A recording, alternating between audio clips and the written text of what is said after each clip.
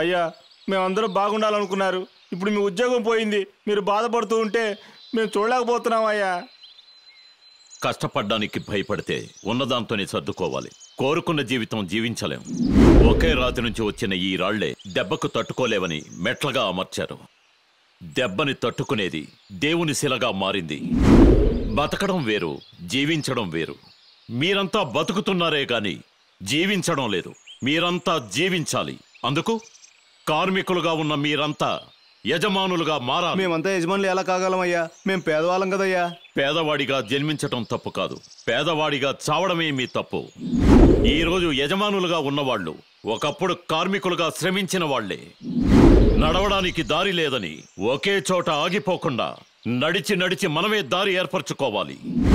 మీరు ఎదగడానికి ఎన్నో దారులున్నాయి. అందులో ఒకటి షేర్ మార్కెట్.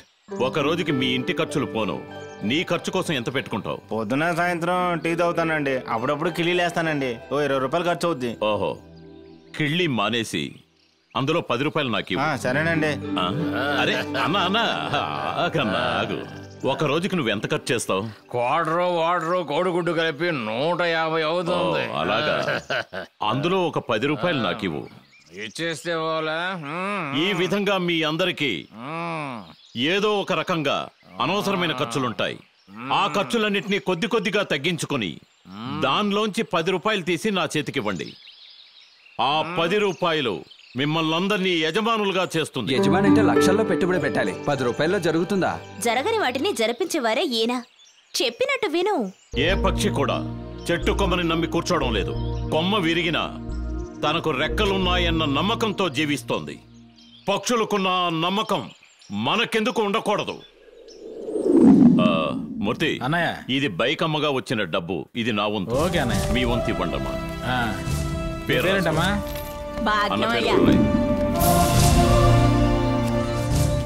ఏదో ఒక రకంగా అనవసరమైన ఖర్చులుంటాయి.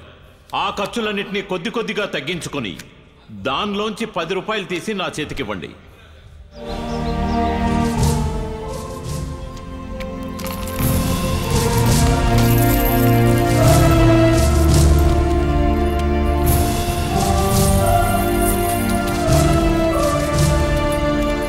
ప్రసవం పూర్తయి బిడ్డకి పేరు పెట్టే సమయం వచ్చింది.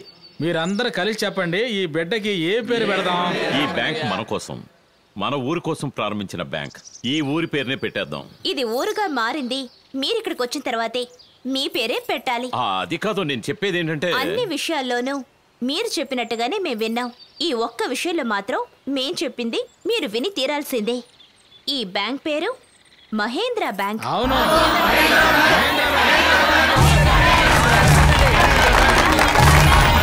ఇప్పుడు ఎందుకు డబ్బు ఇస్తారా ఎవరా?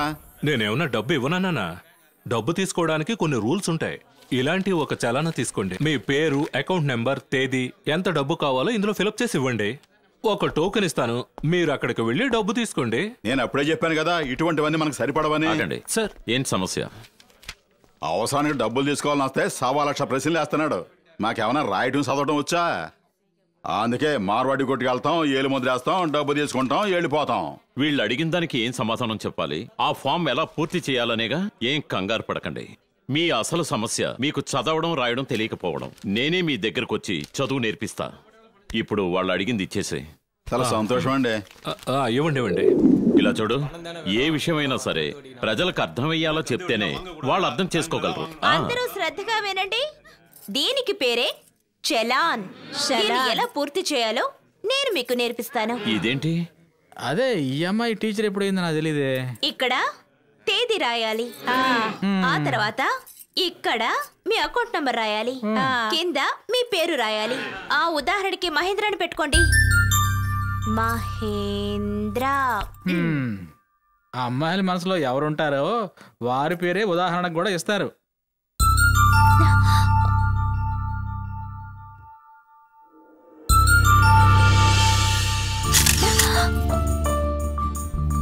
ఏనయ్యా, కెమెరా లేకుండా కూడా ఫోటోలు తీస్తారా? ఇన్నాళ్ళుగా మీతో ఉన్నానే, ఒక్క ఫోటో అన్నా తీసారా? అంతేలే, మేమన్నా లంగా కట్టుకున్నాం, బయట వేసుకున్నాం, జాకెట్ వేసుకున్నాం, మా ఫోటోలు ఏం తీస్తారులే మీరు. ఇంతేలే. ఏం లేదు మూర్తి, ఏమీ జరగలేదా? కలర్ గా బయట వేసుకొని ఎవరు కళ్ళకు రాలేదా? రాలేదే. ఎవరిని వాటేసుకోలేదు. ముద్దు ఇవ్వలేదు. అయితే ఏవి జరగలేదు. ఏది జరగలేదు. అయితే నేను ఇక్కడికి రాలేదు అంతే కదా? అవును. ఆగు. మూర్తి చచ్చిపోయి చాలా చెప్పయిందండి. అన్ని ఆనందంగా కళ్ళ కానీ ఏమి లేవండి.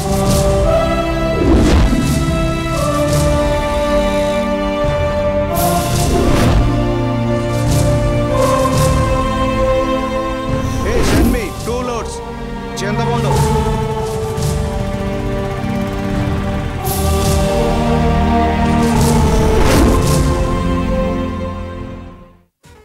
భిక్ష రా.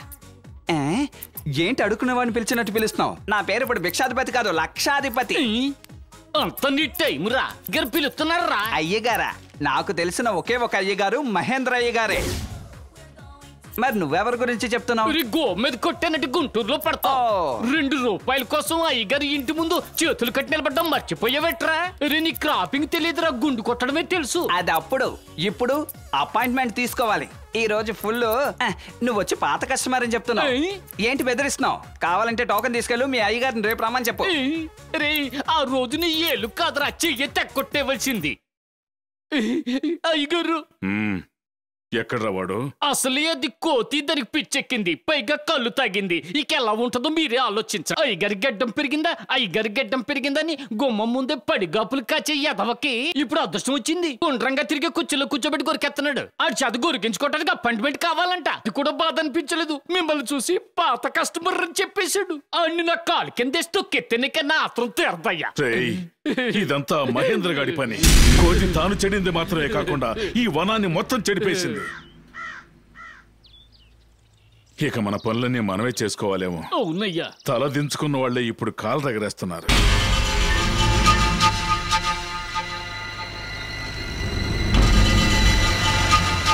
ఏంటి అలా చూస్తున్నారు? వాళ్ళిద్దరు లవ్ చేసుకుంటున్నారు. ఏంటి లవ్ చేసుకుంటున్నారా?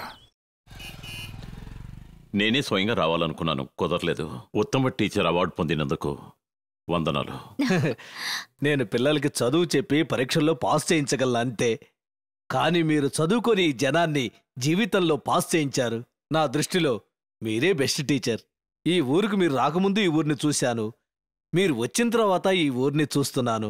ఇక్కడున్న జనాలంతా మీ మాటే కదా వింటున్నారు. నా మాట మీ అమ్మాయి వినడం లేదే. మీ అమ్మాయిని బ్యాంక్ లో వర్క్ చేయమన్నాను, వినడం లేదు. నాకు మా నాన్నలాగే టీచర్ అవ్వడమే ఇష్టం. నాకు ఆయనలాగే బెస్ట్ టీచర్ అవార్డు తీసుకోవాలి. ఈ రోజు ఒక ఇంటర్వ్యూ కోసం బయట ఊరికి వెళ్తున్నాను. మీ బ్యాంకు నుంచి నోటీస్ వచ్చింది.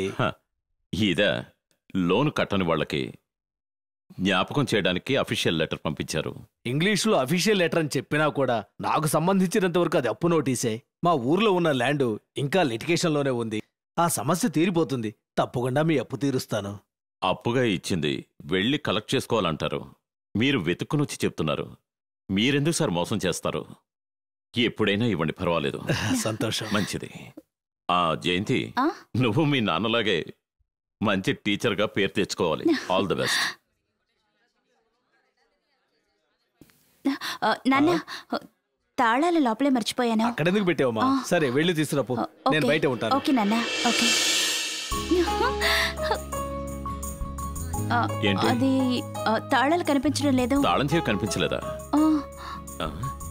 ఎక్కడ పెట్టాను?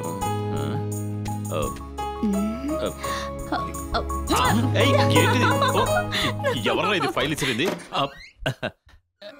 ఏం జరగలేదు. ఏం జరగలేదు. లిప్స్టిక్ ఇక్కడికి ఎవ్వరూ రాలేదు. నల్ల చీర కట్టుకొని ఎవరూ రాలేదు. నిజానికి నేను కూడా ఇక్కడికి రాలేదు. మూర్తి చచ్చిపోయి చాలా సేపు అయిందండి. 4 సంవత్సరాల్లో బ్యాంక్ ఇంత డెవలప్ అయిందంటే చాలా ఆశ్చర్యంగా ఉంది. ప్రజలు మన మీద పెట్టుకున్న నమ్మకమే ఇదంతా. నా చెల్లెలు లక్ష్మికి పెళ్లి కొడుకుని చూశాను. అమెరికాలో కంప్యూటర్ ఇంజనీర్ గా వర్క్ చేస్తున్నాడు. నేనైతే అమెరికాను మ్యాప్లో చూడటమే. మీరు మనసు పెట్టారంటే నా చెల్లెలు అమెరికాలో ఉంటుంది. చాలా సంతోషంగా ఉంది. నేనేం చెయ్యాలి? 5 లక్షలు అప్పుగా ఇచ్చారంటే ఈ పెళ్లి సూపర్ గా జరుగుతుంది. పెళ్లి ఖర్చు అంత అవుతుందా? కాదు, పెళ్లి ఖర్చు సెపరేట్. ఇది కట్నం. కట్నమా? మీ పలుకుబడితో మన బ్యాంక్ నుంచి 5 లక్షలు ఇప్పించారు అంటే నా చెల్లెలు అమెరికా వెళుతుంది. 10 రూపాయలుగా జనం దగ్గర నుంచి తీసుకుని బ్యాంక్ ప్రారంభించింది వాళ్ళ కష్టాలు తీర్చడానికే గాని మన సొంత కోరికలు తీర్చుకోవడానికి కాదు.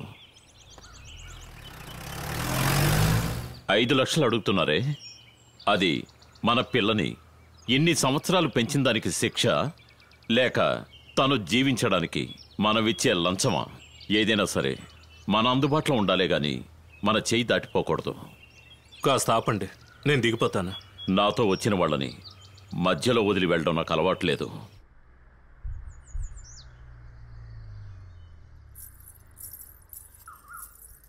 అన్నయ్య ఇంటికొచ్చి వెళ్ళండి అన్నయ్య. నాకు కొంచెం పనుంది, నేను ఇంకో రోజు వస్తాను. ఒక్క నిమిషం అన్నయ్య. అమెరికాను అంబాజీపేట చెల్ల ఏ ఊళ్ళో బతుకుతుందనేది ముఖ్యం కాదు, ఎలా బతుకుతుందనేదే ముఖ్యం. కట్నం కోసం ఆశపడకుండా కంటికి రెప్పలా చూసుకునేవాడిని చూడు. నేనే దగ్గరుండి నా సొంత ఖర్చులతో పెళ్లి చేస్తాను. అన్నయ్య ఎప్పుడొచ్చినా ఏమి తీసుకోకుండా వెళ్ళిపోతారు. మజ్జిగైనా తాగండి అన్నయ్య. అన్నిటినీ కలిపి పెళ్లి రోజునే తీసుకుంటానమ్మా. పెళ్లి రోజు తర్వాత ముందు ఇది తీసుకోండి. థ్యాంక్స్ అమ్మా, వస్తాను.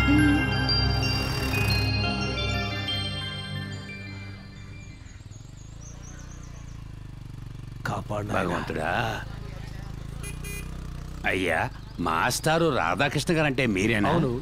మీరెవరు? అయ్యా, మేము మహేంద్ర బ్యాంక్ నుంచి వస్తున్నాం. డబ్బులు ఎవరైతే కట్టలేదో వాళ్ళని వెతుక్కుంటూ వెళ్ళి డబ్బులు వసూలు చేస్తున్నాం. అలా డబ్బులు కట్టని లిస్టులో మీ పేరు కూడా ఉందయ్యా. నిన్న మహేంద్రని కలిసి డబ్బు త్వరలో కట్టేస్తానని చెప్పొచ్చానుగా. ఆయనే సార్ మమ్మల్ని పంపించింది. ఆఫీసర్ అంటే మొహం ముందు ఒకటి చెప్తారు, వెనకాతలు ఒకటి చెప్తారు సార్. మా మీద మీకు నమ్మకం లేదా? ఇదిగో చూడండి, ఇది మీదే కదా? అవును అయ్యా, మీరు మాస్టర్ కాబట్టి ఇది డీసెంట్ గా మాట్లాడుతున్నాం. అదే ఇంకెవరైనా అయితే ఒరే కుక్క, కడుపుకు అన్నం తింటున్నావా గడ్డి తింటున్నావని అసహ్యంగా అడిగేవాడు. అదే మీరు మాస్టర్ కదా, అందుకని డీసెంట్ గా అడుగుతున్నాం. ఏమిటండి ఇది? పెద్ద ఎలాగైనా మాట్లాడేది? ఆడదానివి నలుగురిలోకి వచ్చినప్పుడు నోరు మూసుకొని సైలెంట్ గా చూడు, నోరు తెరవకూడదు. ఏదో ఒకటి సమాధానం చెప్పాలి కదయ్యా. నోట్లో ఏం పెట్టుకున్నావురా అని అదే ఇంకెవరైనా ఇంటి అడిగేవాళ్ళం. మీరు మాస్టర్ కదా, మిమ్మల్ని అలాగ అడగలమా? ఎంత మేము మాట్లాడినా దానికి సమాధానం చెప్పకపోతే ఇంకోటి అయి ఉంటే ఇలాగ కానీ మిమ్మల్ని కొట్టగలమా? మీరు మాస్టర్ కదా. ఇలా తోస్తేనే కింద పడిపోయారు. తక్కిన వాళ్ళు అయ్యి ఉంటే ఈ రకంగా ఇలా 2 తొండులు తన్నేవాళ్ళం. మీరు మాస్టర్ కదా, మిమ్మల్ని అలా కొట్టలేము. లేవండి లేవండి లేవండి లేవండి. నొప్పిగా ఉందా? ఇలా అప్పు తీసుకున్న వాళ్ళకి ఈ అందమైన కూతురుంటే మాకు అప్పు చెప్పరా అని అడిగేవాళ్ళం. కానీ మిమ్మల్ని ఇలా ఊరు వాళ్ళ మధ్య బరువు మర్యాద తీసుకోకు. రేపు ఉదయం వస్తాం, డబ్బు రెడీ చేయి. రండ్రా.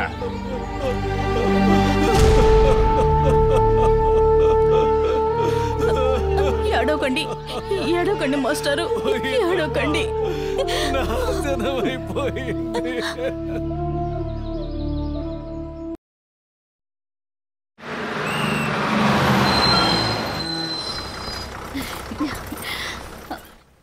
జయంతి, జయంతి, అయ్యో అమ్మా, నాకేమైంది?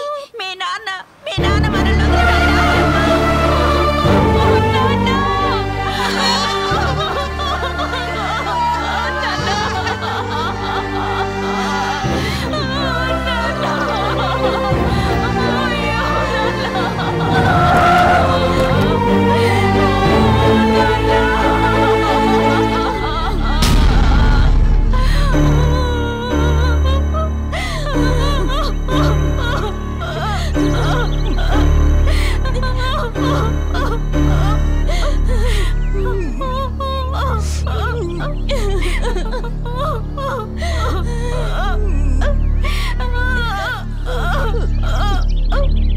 అన్యాయంగా ఇలా చంపేశారే. కష్టాల్లో ఉన్న వాళ్ళకి డబ్బిచ్చినట్టుగా ఇచ్చి గొంతు నిలివి చంపేశారే. ఎవరిని పట్టుకొని ఏం మాట్లాడుతున్నావు? ఈ పెద్ద మనిషితోనే మాట్లాడుతున్నాను. నోరు ముయ్యవే. ఇక ఆయన గురించి ఒక్క మాట అన్నా నేను ఊరికే ఉండను. జాగ్రత్త. ఏయ్, నీకు ఆయన గురించి ఏమీ తెలియదే, అందుకే ఇలా మాట్లాడుతున్నావు. అందుకని నేను కళ్ళారా చూసిందంతా అబద్ధం అయిపోతుందా? ఈయన పంపిస్తేనే 4 రౌడీలు వచ్చారే. నీకు అనుమానంగా ఉంటే అడుగు, ఆయన్ని అడుగు. అడుగువే. మీనాక్షి చెప్పేదంతా నిజమేనా? మీరు మనుషుల్ని పంపించారా? జయంతి, నేనెందుకు మనుషులను పంపిస్తాను? నువ్వేనా చెప్పు. అబద్ధం చెప్పకండి, మీరే కదా 4 పంపించారు. కుమార్, ఎందుకు అబద్ధాలు చెప్తున్నావు? ఏమైంది నీకు? నేను నీలా ఉండలేను. ఒక ప్రాణాన్ని కాపాడడానికైతే నిజాన్ని దాచిపెట్టచ్చు. ఇక్కడ ఒక ప్రాణమే పోయిందిగా. నేను చెప్పాల్సింది చెప్పే తీరుతా. జయంతి, సారే 4 పంపించారు. నేను వద్దు అని చెప్పి చూశాను. మాస్టర్ డబ్బిస్తే సరే, లేదంటే 4 తన్ని తీసుకురండి అన్నారు. ఎందుకు అబద్ధం చెప్తావు? నిజమేగా. ఎందుకు ఇలా కోపడుతున్నారు? మనుషుల్ని మీరే పంపించారు కదా. నా మీద ఎందుకు నింద వేస్తున్నాడో తెలియలేదు. వీడు అబద్ధం చెప్తున్నాడు. వీడిని నమ్మద్దు. దేన్ని నమ్మొద్దంటున్నారండి? మీతోనే ఉంటున్నవారు మీరు లేనప్పుడు అబద్ధం చెప్పొచ్చు. మిమ్మల్ని ఇలా పక్కనే పెట్టుకొని అబద్ధం చెప్తారా? అదే జయంతి, వీడెందుకు అబద్ధం చెప్తున్నాడో నాకు అర్థం కావట్లేదు. అర్థమైతే మాత్రం మా నాన్న ప్రాణాలు తిరిగి వస్తాయా? అయ్యో జయంతి, నా మాట నమ్ము. ఎక్కడో తప్పు జరిగింది. తప్పు ఎక్కడో జరగలేదు. మేము మిమ్మల్ని నమ్మాం చూడండి. అదే మేము చేసిన తప్పు. జయంతి, నువ్వు దుఃఖంలో మాత్రం ఉంటే నీకు అర్థమయ్యేలా నేను చెప్పగలను. నువ్వు ఇప్పుడు ఆవేశంలో ఉన్నావు. నేను చెప్పే ఏ నిజం కూడా నీకు అబద్ధంలాగే ఉంటుంది. ఇక మీరు నాకు ఏమి చెప్పక్కర్లేదు. నాకు అంత అర్థమైంది. వెళ్ళండి, వెళ్ళండి, వెళ్ళు. ఆనందంలో కూడా ఒకరి కట్టి నుంచి కన్నీళ్లు రాకూడదనుకుంటాను నేను. నేను నిన్ను బాధ పెడతానా చెప్పు? ఏదో ఒక రోజు నిజం తెలుస్తుంది. ఆగు! ఓ హంతకుడు వేసిన దండ మా నాన్న శవ మీద కూడా ఉండకూడదు.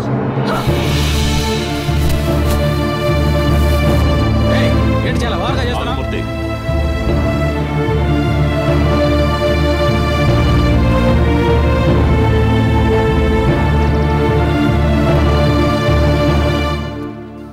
జయంతి, వాడు నీకు మాత్రం విరోధి కాదు, నాకు కూడా. వాడి మీద పగ తీర్చుకోవాలంటే నువ్వు మామూలు స్త్రీగా ఉంటే సరిపోదు. వచ్చే చైర్మన్ ఎలక్షన్లో నిన్ను నిలబెడతాను, గెలిపిస్తాను. ఇది మీ నాన్న మీద ప్రమాదం. మహాభారత యుద్ధంలో గెలిచింది ఎవరు? అర్జునుడు సార్. నిజానికి గెలిచింది శకుని.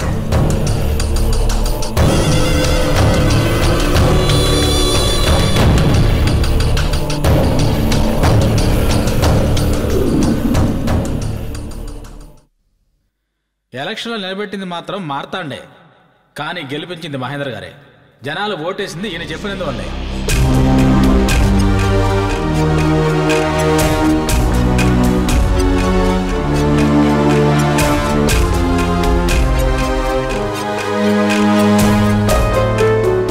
ఈ నిజాలేవి తను తెలుసుకోకుండా ఇంకా మారతాడని నమ్ముతూ ఉంది. నా పేరు కూడా రాసావా? అవును, నువ్వు పెద్ద కలెక్టర్, నీ పేరు రాయాలి. నోరు మూసుకుంటూ ఏంటి మీరిద్దరు ఇక్కడ కూర్చున్నారు? వాచ్మెన్ వీడిని లోపలికి పోనేమన్నాడు. వదలని చెప్పాడా? నీ మొహం చూసాక వదలని. ఏ పని మీద ఇక్కడికి వచ్చారా?